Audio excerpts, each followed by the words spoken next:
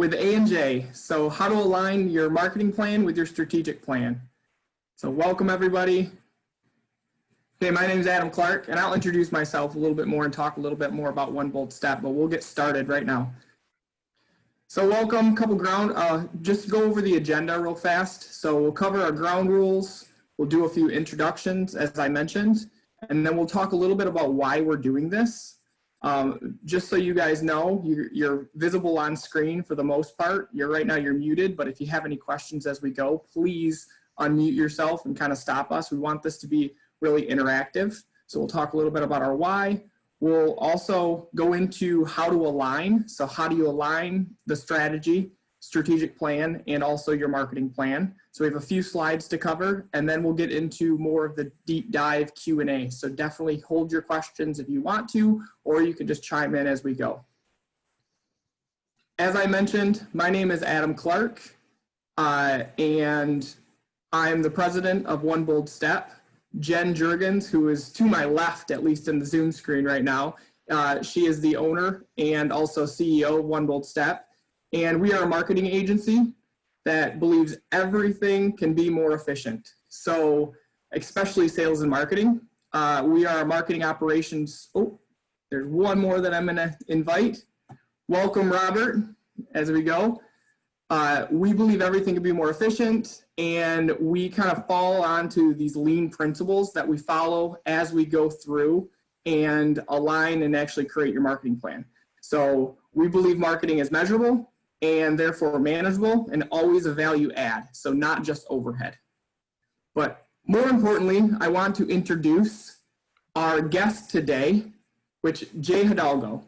So we've known, at least Jen and I have known Jay for years and years, and he's been in the industry 20 years helping people and executives, nonprofit organizations, different ministries, businesses align and create operational efficiency.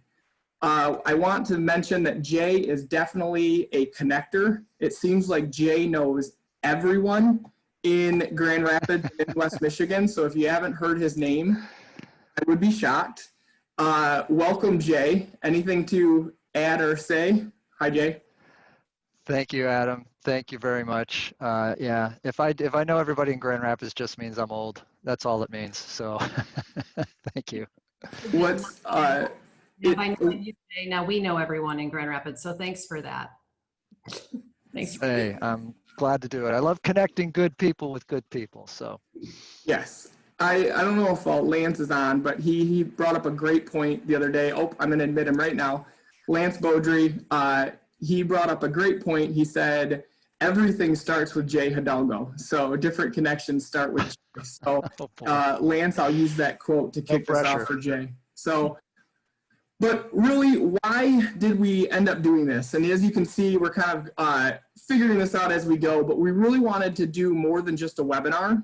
A lot of times a webinar is just one-sided where there's, the people are talking to you. And really what we wanted to do is have more of a Q&A style Zoom call. So please chime in as we go. But with so much going on with COVID and just what's happening in 2020, there was a lot of times where people just have questions about what they should be doing with marketing or maybe their overall strategy. So we just really wanted to encourage and actually thought, let's do this. Let's, yes, people would probably collaborate in it, and it's proven. I think right now we've got at least 25 people on the call right now. So it's exciting to have you guys turn out. So thank you for that.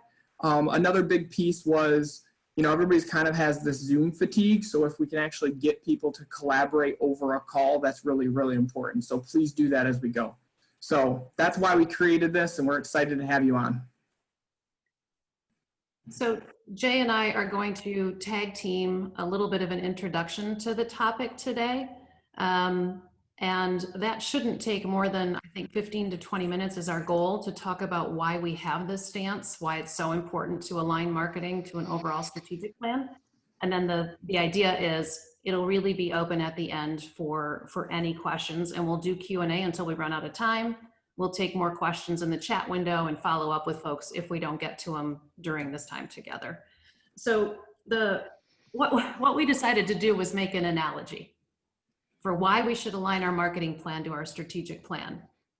I want you to think of your marketing right now the way that a lot of people think of it, which is your promotion and your branding. And in this analogy, branding and your promotion are like the landscaping around the outside of your house. So from the exterior, this is really appealing. Your marketing, it draws people in. They're like, wow, this is going to be amazing. I really want to work with this company. I really want to step inside of this house.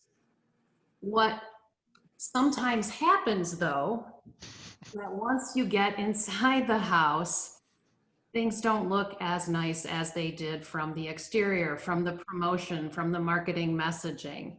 And I think that it's important to remind everyone, and this goes way back to when I was in school just a few years ago, that there were 4 P's to marketing. So besides promotion, there was also product, price, and place. What were you going to sell? How much were you going to sell it for? And where were you going to go to market with it? The place. It wasn't just promotion. It wasn't just the brand. It wasn't just. Now, some would argue as we have changed and as the buyer's journey has evolved, that they've added even more to the marketing mix. And of course, they're marketers, so there's alliteration at play here, folks. These would be people, process, and proof. Proof that what you were doing was actually working. So to set the stage, expand your mind, think beyond your logo, think beyond your next advertising campaign, think about everything else that is actually inside of marketing. Because once people come in that door, this is not what they want to see. And Jay, I think you had an example. Yeah. I remember years ago I worked with a company in Ohio, a sign manufacturer. When I say signs, think of the recent Tanger outlets down on in Byron Center. All of the branded signage for Adidas and Nike and Polo. That's what this company. As a matter of fact, Tanger is one of their clients. So they had the Southwest Ohio region, but they wanted to expand. And they called me and said, hey, we need to think about uptick in sales and uptick in marketing and yada, yada, yada, all of that. So I went down and we started working through the process, really trying to understand where their value was. And I came away from it and I said, if you guys go to market, you literally could kill yourselves. You could shut your company down. You have no defined operational process. You have the wrong people in the wrong seats, and you know it. And you have an outdated machinery set that if you get inundated with opportunity, it's gonna kill you. To the owner's credit, he said, you know what, you're right. And they spent the next year getting the inside of the house in order so that they were better positioned to grow and expand in the market. It worked great. So it's a perfect example of what you're talking about, Jen.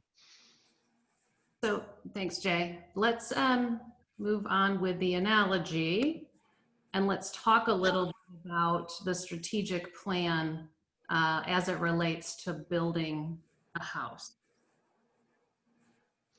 Yeah, so this idea of marketing plan and connected to the larger strategic plan, the analogy that we've come up with, it's like if you were the electrical contractor and you were to go into a house and do all of the wiring, but you had no interest in looking at the plans, you had no interest in understanding how the homeowner was going to live, you had no care for where the plumbing chases were so that you could maximize where you're going to run your wiring.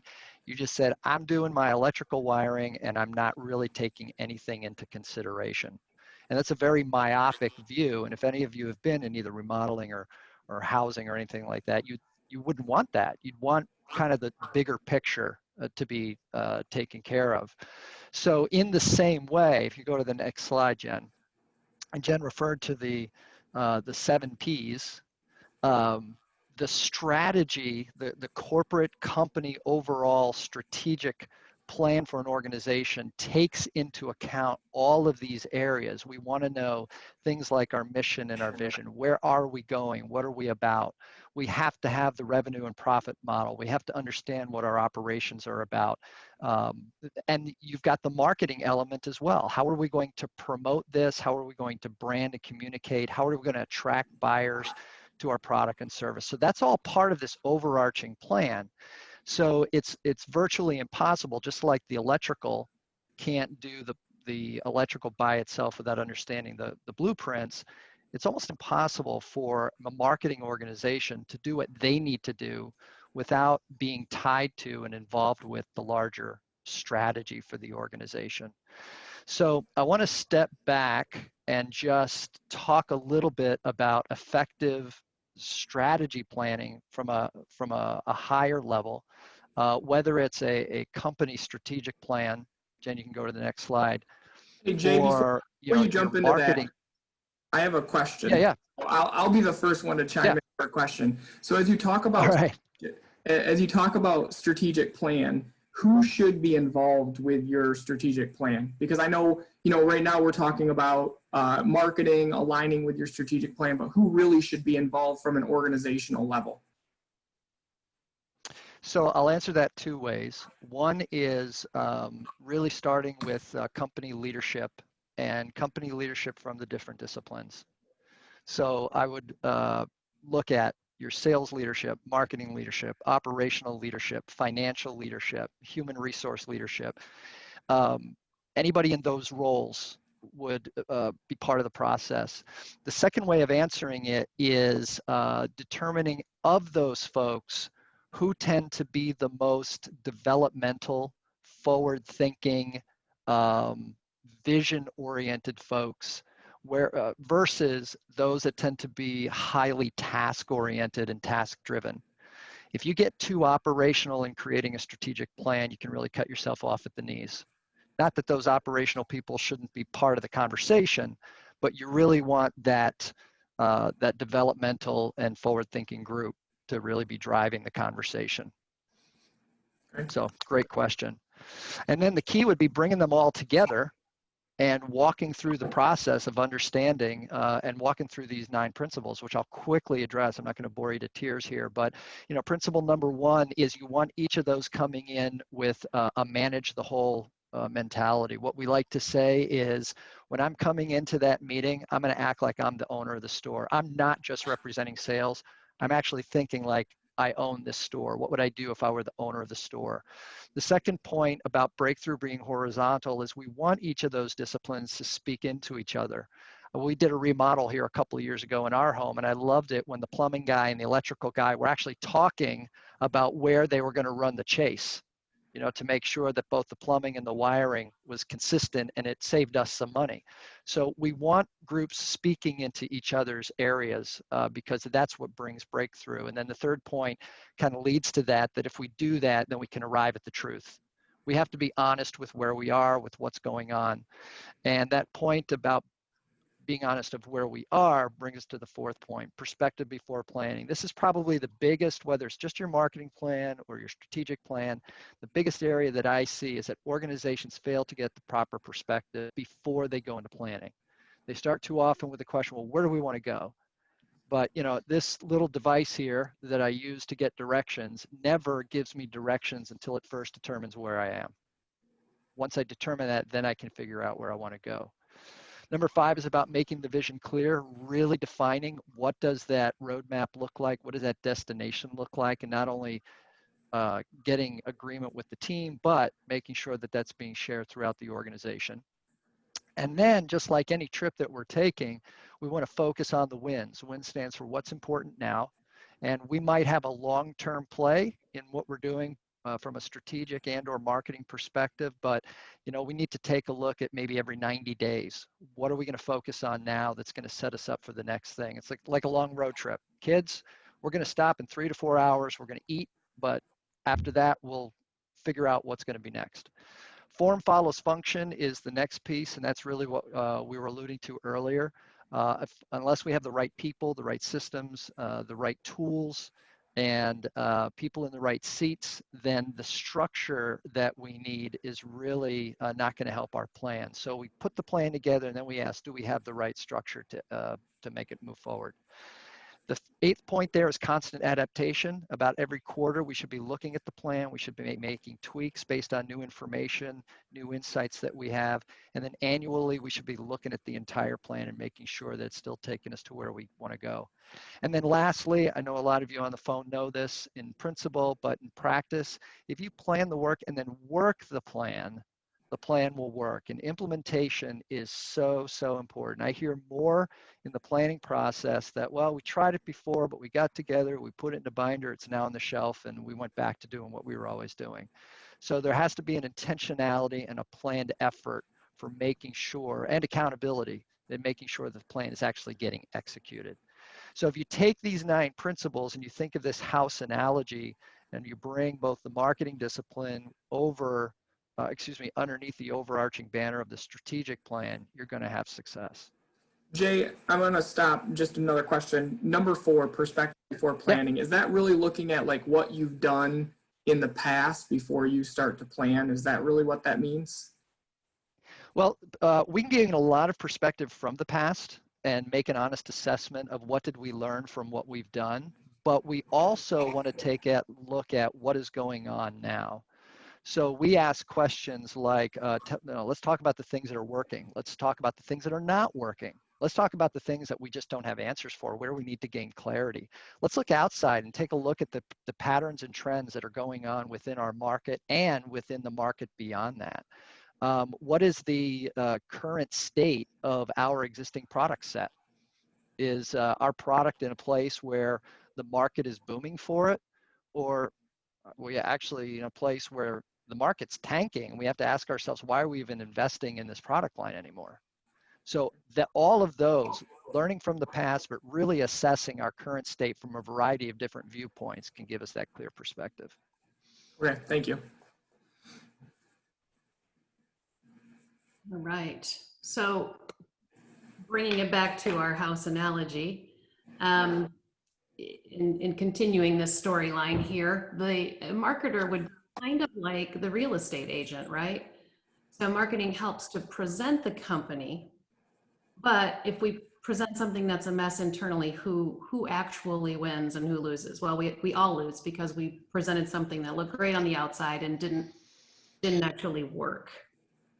To reiterate the point that marketing needs to understand where the organization is headed, I have this example. A friend of mine was a VP of marketing, and she came from a PR background. And so her big thing was, how are we doing as an organization in the market? What are our positive PR moments and our negative PR moments?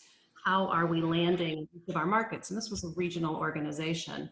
And she was complaining to me that she didn't get a seat at the table when it came to the executive meetings and the strategy sessions. And I asked her, well, do they care? Do they care about PR measurement? Is that one of the overall strategic objectives of this organization? And she said, no. And I said, then why are you doing it? And why do you expect them to want to hear about it? What are they actually working on? She said, well, they're actually working on is trying to make their most profitable service line more profitable. So well, we should be focusing marketing right there.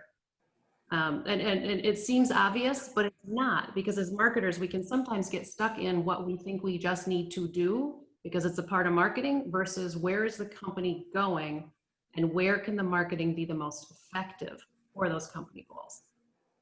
I think this is a really important one too, Jen. I think we should highlight that if a marketer is presenting a company as a whole, as this is great, here's what we've done with our brand, and we get customers, and they come inside the organization, and there's other departments that are broken, and really it's like doing that inspection and realizing that the foundation is cracked, then you're really doing a disservice to your organization as a whole. And it's really, really important if you have trying to cross-sell, or if you have a SaaS-based product where people can jump ship and leave you and find, go to a competitor. It's really important right now that you're not leading with this bright, shiny thing and having everything else broken, which I think is really important, why we have strategy and your strategic plan and your marketing plan in alignment. I like it how you're just adding to the analogy. You just brought in the inspection level. I don't have a slide for the inspector. I don't have a slide either, but I just figured, as we talk about it, it's really important to call it out though, that, I think as an organization, you have to make sure that marketing kind of touches a piece of all of this, because if things are broken, it's going to look really bad for your customer. So we have one question before we move on. The marketing P's has people in the list. Is that referencing our clients, our internal people that are executing the marketing plan, or both?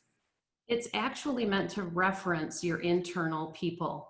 So I think as you've seen sort of this emergence of the customer success department, where you've got an entire team focused on retaining and keeping current customers happy, that every person in your organization is an extension of your brand.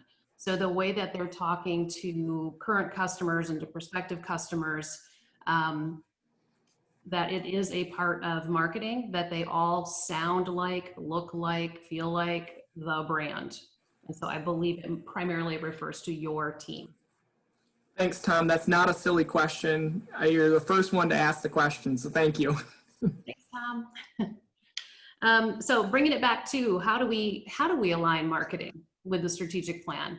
And this is a model that we use, which not coincidentally looks like yes, a house. So what we like to do when we get together with our clients is to build out this combination marketing house, where we say this roof section here is where we would put the mission and vision of the overall organization, because that should be above everything else that we all do. Likewise, super important that the values of the organization are reflected and are visible within the marketing plan as well, because they're guiding how we talk and how we interact with people. The next level, I don't know if you want to call this the attic or the first floor, if you want to stick with the analogy, is the company focus areas. So from your strategic plan, you would choose, I would say 4 to 6 company focus areas for the next 12 months. And then as a marketing team, you would look at the company focus areas and as a team determine which one of those focus areas can marketing most impact. How can I take it so that everything that marketing is working on is directly rolling up to one of the company strategic areas, so that there's always this alignment. And then under each of the marketing focus areas, what are the key performance indicators that are going to tell us if we're doing it, if we're hitting it, if we're achieving it, and what are the initiatives that we need to take for the next year. Really what this does, we like to call it the one-page marketing plan, because at a very high level, you could give this to anyone in the organization and say, here's our vision, here's our values, here's where the company's going, so this is where marketing is going, this is how we're going to measure ourselves, and in a nutshell, here's what we're going to get done. Boom. It's not a big old marketing plan, the 50-page, boom, that sits on the shelf. It's simple, it's visual, and it's flexible. Why 4 to 6 focus areas? If you focus on more than that, they're really not a focus, are they? You won't get them done. Flies in the face of the definition of focus right there. So you have to narrow it down to be manageable, or you're not really focused on anything. So I think the other piece, sorry to throw in there, is you also, with the principles above that Jay talked about, you start to get alignment and owners of those focus areas as well, and even the KPIs. And I think that's important, because due dates and times, and also know who owns those initiatives, and having clarity around that is an important one. Yes, and we'll talk a little bit about that, about execution here. So this is just an example that I'll hit really quickly. So a vision statement that a client had would be up in our roof. Their values would be below it. Of their 4 to 6 company focus areas, one of them was, and we jokingly called it sales and marketing love. For whatever reason, we didn't have sales and marketing working together. And so, you know, we need more leads. Oh, okay, you get more leads. Hey, your leads suck. No, our leads don't. And so it was really a big focus area to get sales and marketing together. And so we said, hey, as marketers, we're going to have a focus area that's straight up marketing operations and systems, because we are going to document how our organizations are going to work, how our teams are going to work together. And we're going to have data that backs it up. Because at the end of the day, we are going to have 3 times return on marketing investment, and we're going to be able to prove it with data. So that's our KPI. So our initiative to do that would be to fully implement and integrate a marketing automation platform with a CRM platform, and to get it rolled out by the end of this quarter. So now anytime somebody asks the marketing team, hey, what are you working on? We're working on systems, because it rolls up to a company focus area, it's strategic. This is what we're working on. The executive team is going to care about this. And we could do tons of examples on this. But Jay, bring us home so we can get to some more questions. Or should I say my quote? Yeah. You could say your quote, and then I'll go from there. I'll quote you, Jen. Jen Juergens loves to say, some people think the big idea is in the what. I believe that the big idea is in the how. And so how do you move forward in making all of this work? And again, this may seem obvious, but we have found that sometimes the obvious needs to be repeated. When it comes to overarching company strategy, or specifically the marketing plan that descends from the strategy, the first step is to create and document the plan. And again, that might sound absolutely obvious, but it's amazing how many companies that we work with that you ask them, what is your plan? Show us your strategic plan, et cetera, and they all start looking around the room. So as we talked before, bring those entities together and figure out what is the right process for walking them through creating the plan. Then make sure that within the plan, you have the strategy piece, which is where are we now and where are we going? But then there's also enough detailed execution elements in there.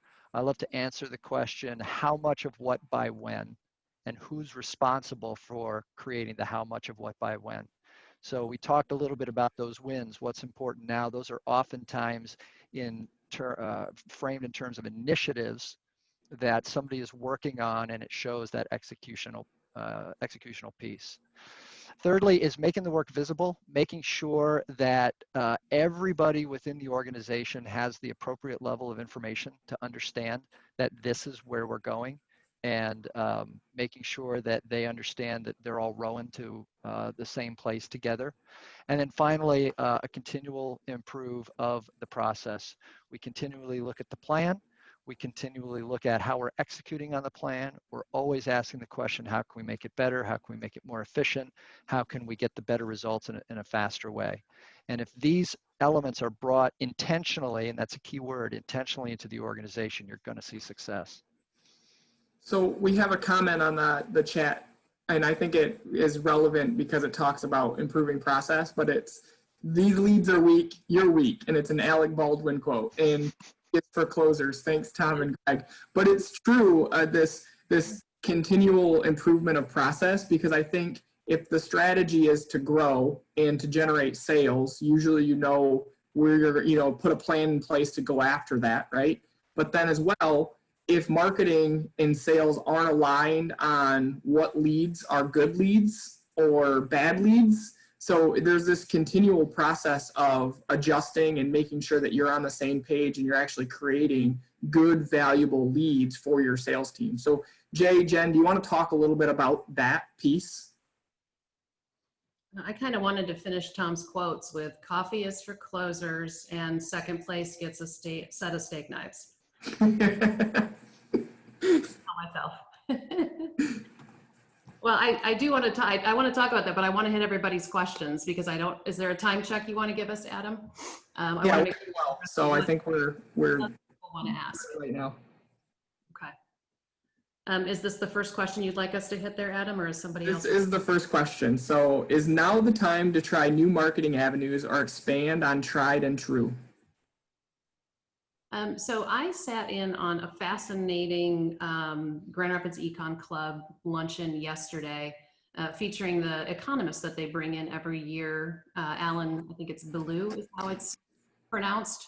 And what was really interesting about that is that he looks at the macro economy and he talks about the leading indicators and how if we look at the leading indicators, and I'm not an economist, that we should look at what is happening right now as a bit of a blip, because the leading indicators are telling us that the economy is strong and that we are going to continue to push forward. So he had this entire section around, if you are in manufacturing, now is the time to focus on automation. And what I took from that is, if you are in marketing, now is the time to focus on automation.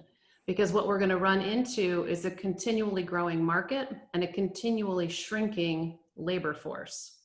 So it made me think now is the time to try new and to get your house in order and to get your system straight, because you're not going to have access to as many people to help you roll this out.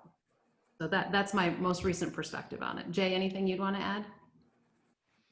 Yeah, it gets back to what I was saying before about perspective. The companies that I am seeing succeed, not just in the recent 6 months, but are positioned themselves well for whatever this future looks like, are those that took a moment and gained the proper perspective, asking the question, where are we now? Where are we now as it relates to our market? Where are we now as it relates to our overall strategy? And they got some real definition around that and gave them the clarity to know, should we continue with what we're doing, or should we pivot and try something new, or is it a combination of both? So it's a great question. Should we try new or should we stick with what we have? That question can be much more easily answered if we have the right perspective. So one example would be a firm that I work with in Dayton, who they started panicking right away. The nature of their business is such that they thought they were just going to go off the cliff. But to their credit, they stepped back, and their perspective was, you know what? Our clients are going to still use us, but we have to lower cost. And so they just did an internal review and realized they had probably about 30% overhead that they could cut almost immediately and get to a place of profitability without having to add new clientele.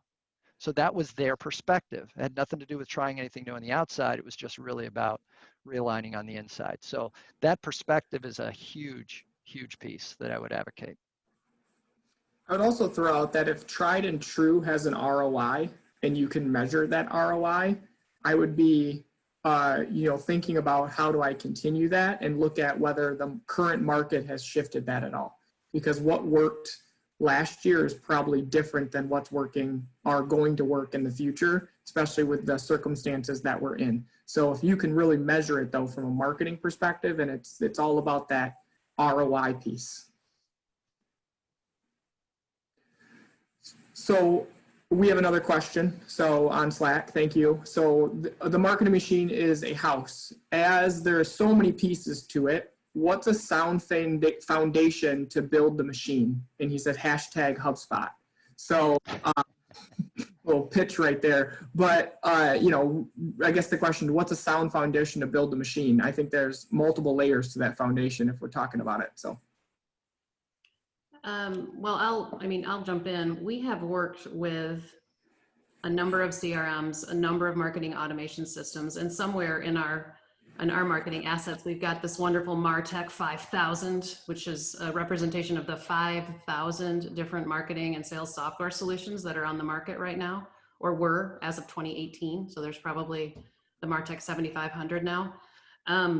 I think the key is not necessarily in the software, it's in knowing your process first, and then selecting the solutions that are going to work best for it.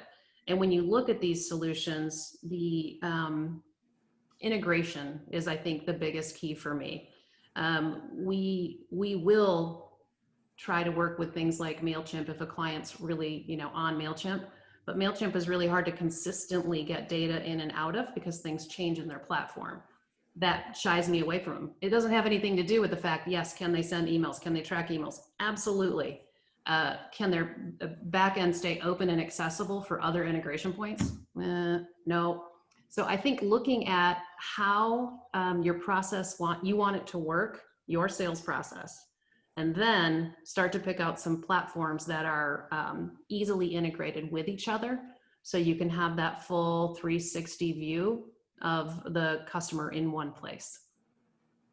Yeah, and that's really aligned when we're talking about more of a B2B side too, but there's this whole B2C side that you think about what's that foundation from an e-commerce site. And so, I mean, there's definitely technology components and basically making sure that they fit with your strategic plan, fit with your marketing plan, but then, also align for how you're going to grow your business. And that might be different B2C compared to B2B and how that shifts depending on who's your target. Your process should choose your technology and platform solution, not the other way around. Right. Always. Anything else? Yeah, and out there, Adam? I'm gonna chime. Oh, go ahead, Jay. I'm going to chime in. Yeah, no problem. I'm going to chime in here. The foundation question from a different angle, just kind of thinking overarching strategy. And what I have seen really informs the marketing plan and the marketing strategy are really two things. One is what we call the primary customer. So in the work that these companies do, we all know that there are different audiences that we sell to. But at the end of the day, we can probably zero it all down to who is the one primary customer that really becomes the axis around the rest of them. So going through and really determining who is that primary and how do the rest of them support that can be huge because it's going to inform what marketing is doing in terms of who they're reaching. And then the second piece is getting a really good handle on those core key differentiating strategies that are going to set my company apart. A little bit of history. I love this example because hopefully we all like ice cream. And Baskin Robbins, if you go to a Baskin Robbins and they used to have this whole 30 wonderful flavors branding thing. Well, that comes from a very unique differentiating strategy that I think his first name was Rufus Baskin created. Back in the day when ice cream was first coming out, you could get vanilla, chocolate, and strawberry at the ice cream shop. He decided to add a flavor of the day. That was his unique differentiator. So you could go find pistachio or fudge brownie or whatever back then. He had one flavor for the day that differentiated him from all the other places where you could only get vanilla, chocolate, and strawberry. So if you can get those differentiating strategies organizationally and can zero in on that primary customer, that is those are two key foundational pieces to really help you launch your marketing. Thanks, Jay. What else have you got, Adam? That right now is on chat, but I would love to have somebody unmute and ask one of their questions. So any other questions that we have?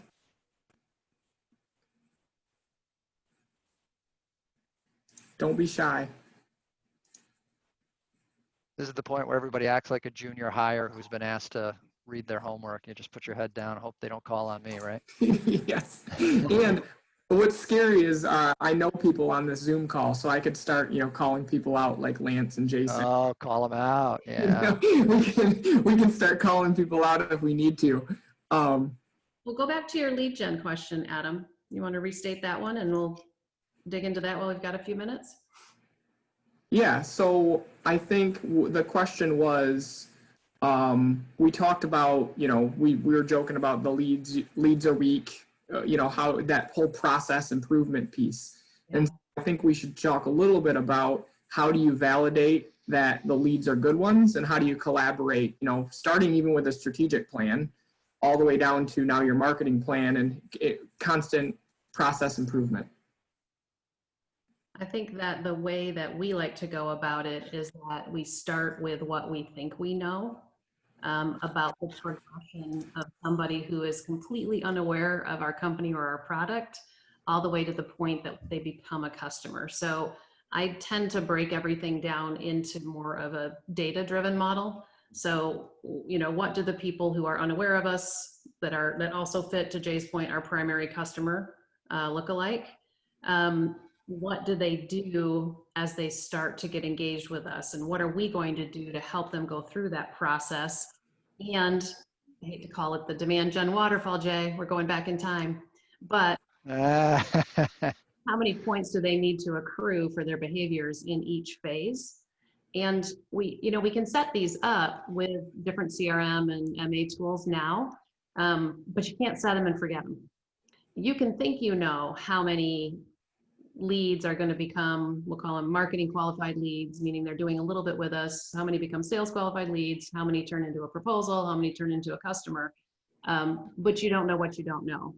So you set it up and then you measure what is actually happening and you go back and you tweak it. And I think that the important part is that absolute transparency.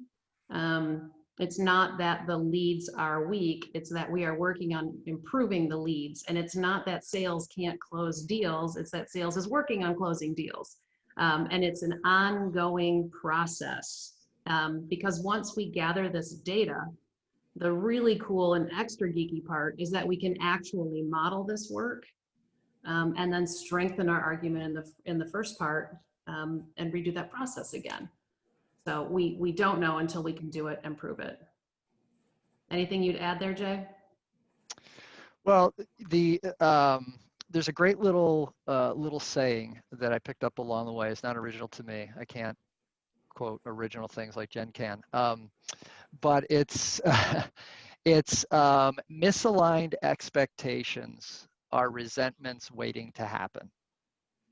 And in my work, not only at the corporate level, but with sales and marketing organizations over the years, what I see is just this fundamental misstep in not regularly communicating and coming together to define what success looks like in the area of lead generation.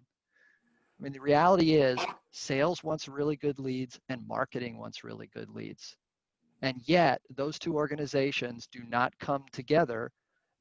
There seems to be this consistent assumption that they know what I need, and yet they're not coming together and reviewing it. So getting back to the principles of planning, that constant review and adaptation, how often within your organization are sales and marketing people coming together and doing an assessment of the leads? Why are they good? Why are they bad?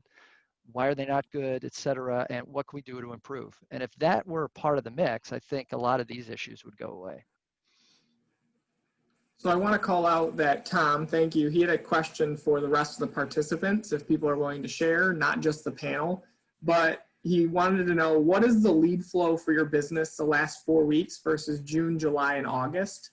He mentioned that he had a really strong June and July and early August, but have experienced a lead slow down the last 4 weeks. So I think it's a question on chat. I don't know if anybody wants to chime in and give their perspective, you know, on Zoom or just in the chat, but I think it's a great one. I can share that we have been very busy and have actually saw a little bit of a slowdown March, April, but then picked it back up as we've been heading into fall. So from a lead flow perspective, I think we've seen a bit of the opposite, Tom. And then, while we're waiting for some answers, yeah, I can tell you that in the companies that I work with, I've seen a very similar pattern. What I have come to learn over the years is that uncertainty is a major force. And so we've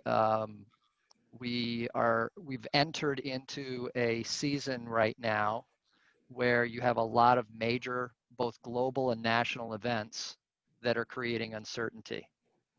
And uncertainty in the lead flow arena, in my experience, tends to slow lead flow down. So when you think about pandemics, weather, wildfires, and elections, those four alone, there's a lot of uncertainty. And Some are like, I don't care, we're moving forward, but there's a lot of, you know what, we're going to wait and see, and we'll pull back, and we'll wait and see what happens before we start moving forward. So I don't have any scientific data that shows that. It's just more anecdotal experience. Well, there's part of it too. I wonder, just thinking about what's happened, a lot of people were forced to make a change, and people don't like change. And so I think there's a lot of it where it was, okay, let's regroup together, and you do that internally, and you try to figure out what's happening next. And you kind of regrouped as a team, and now it's like, okay, now that we've got it, now we can reach back out and start to do what we've been doing. And it opens more doors for those things. But I think a lot of people in those first, especially March, April, May, were just trying to figure it out internally and really not necessarily externally as well. So I think that had a lot to do with it. Thank you guys for chiming in. I have another question. We have a few more minutes before we're done, but how many people have dedicated time for strategy of planning for marketing?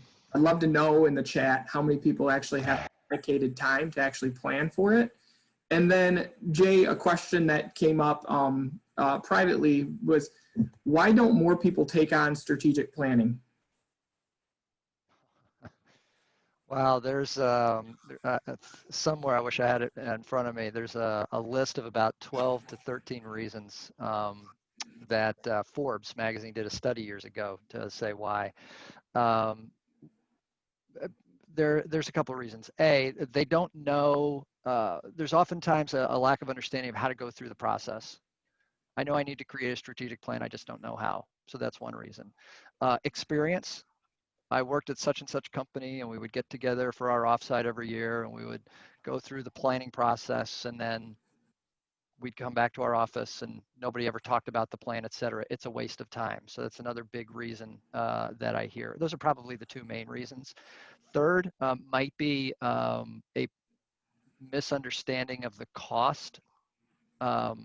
If you bring in an outside facilitator, let's say, or a consultant, if you don't know how to go through the strategic planning, it can be a pretty expensive venture. And so people look at that as a cost instead of really positioning it as an investment or a value in the business. If I invest this, I'll get this out of it. So cost would probably be the third area.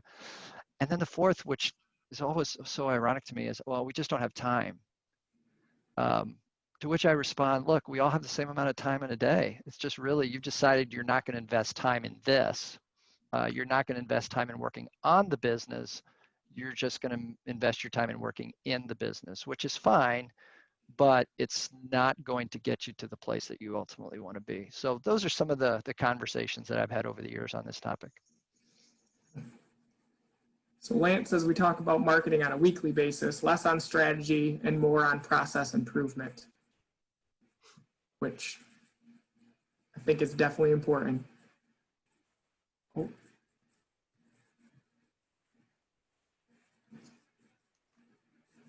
I have a question, actually. So we're in the middle of improving our processes internally. We as a company purchased another company several years ago, and I think we never really completed fixing those internal processes and cleaning that up. I mean, at what point, and we're due to the current, economic standpoint, we are focusing, they're not doing a lot of new construction, which is a lot of our business. And due to budget cuts, that's getting cut. So we're having to focus more on service and retrofits and things like that. At what point do you start pushing that in marketing and understanding that, okay, our internal processes are good enough to move forward? I guess that's the hardest point as far as when do you stop? When do you say, okay, I guess at what point do you start marketing while you're trying to improve your internal processes? I have a favorite analogy for that. I call it changing the wheels on the bus while the bus is driving down the highway at 70 miles. Yeah. And Yeah. We, so my background is actually supply chain management, and this lean focus on marketing, I think, comes from that. But the idea there is that neither piece is ever going to be done, right? So you're always going to be trying to figure out how to get your internal processes to be better, to do more, and to scale. And at the same time, you're going to continue to always be thinking about, how do I get the marketing up and running? And what we like to do is apply that agile methodology that we've learned from product development and software companies. But the idea is that we're just going to continue to work in these sort of small chunks of work at a time, and then go back to our plan and see if our plan still sticks together. And if it does, then let's add a little bit more to the next bit of work. And so I think my answer is, you do it both at the same time. You just do it in small, quick, I like to call them small bets. Run some small bets, low risk, easy to measure, easy to track, until you can get the other piece up a level. But it just never ends. Used to have a boss that would ask me if the marketing was on. And I had to keep saying, the marketing is not a switch, it's a dial. You know, Yeah. like turning it up, we never turn it all the way off, and it's certainly not, boom, okay, it's on, let's go. We're dialing it in all the time. Yeah, I think a lot of Does people, that go back? go ahead, Robert. Oh, I was going to say, does that go back to the focus point? You know, earlier you mentioned 4 to 6 focus points. Would that be wise to align those focus points and say, okay, we're going to review and improve our processes around those focus points and market at the same time, and kind of improve and hopefully, and you know, give yourself like a you know, we want to be this much better in 6 months, or do you give yourself a time frame? Yeah, I would absolutely. So when we talk about our focus areas, they're fairly vague, but when we get down into the initiatives that are going to roll up to those focus areas, we're pretty specific. We've given a KPI, and each little initiative can have an owner, a budget, a due date, and it is measurable in that small chunk that it is. And that's the same with you, right, Jay? Yeah, I was just going to say, in times like this, sometimes that question is, the question you're asking, I think sometimes what happens is people think it's either an all or nothing scenario. So using Jen's dial analogy, all right, well, we need strategy or we need marketing. Okay, so how do we put that dial up to a 10 right now? But the reality is that sometimes you have to say, what do we need in the next 90 days? And the process that we're talking about, you can determine what that might look like. You can gain perspective, you can see what the core issues are, and you can put a plan for the next 90 days that might just simply get you to a plateau where then you can step back, reassess, and say, all right, now we're set, we can actually go for the next 6 months and build from there. So it's not always a full-blown strategy and marketing push. Sometimes it's just incremental steps to get you to the place that you want to be. We have several tools that we use to understand what those issues are and those core focus issues are. And I'm not sure, we haven't even talked, or maybe we did, and I don't understand how the follow-up's going to be, but one of them, called the 4 helpful lists, I'll make available to everybody on this call. Great little tool just to gain perspective and identify what maybe my focus should be. Okay. I want to do a little time check. We have 5 minutes, so let's talk a little bit about next steps, because you said that, Jay. So next steps, we'd love to have everybody take a quick brief survey just about, should we continue to do this? Definitely make comments if you have other questions. We'll be actually blogging about this and sending this out. And so, Jay, that's where we can include that document. Perfect. And if you did find it valuable, share it with others. So thank you guys very, very much. Thank you for everyone that gave us comments. Our next one that we're going to do in this format is November 4th at 2 p.m., which is help. My boss has too many great ideas, how to wrangle a leader that is a visionary. So that will be our next webinar topic on November 4th. So you can find Jay at jhidalgo.com and us at oneboldstep.com. Thank you, guys. Thanks, everybody. Hope to hear some good follow-up. Thank you.